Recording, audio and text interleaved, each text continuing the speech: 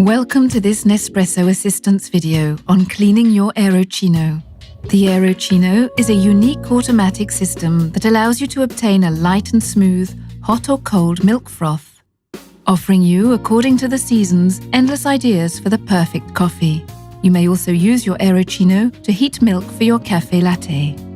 It is important to clean it after every use.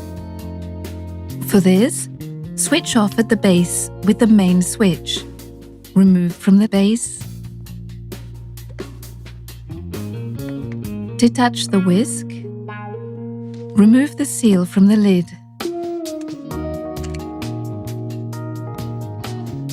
Rinse them under water.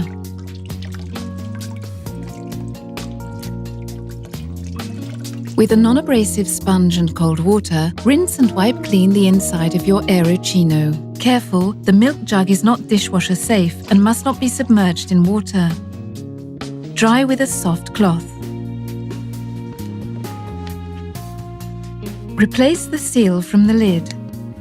We advise you to attach one whisk onto the inner base of the jug and the other in the whisk storage area.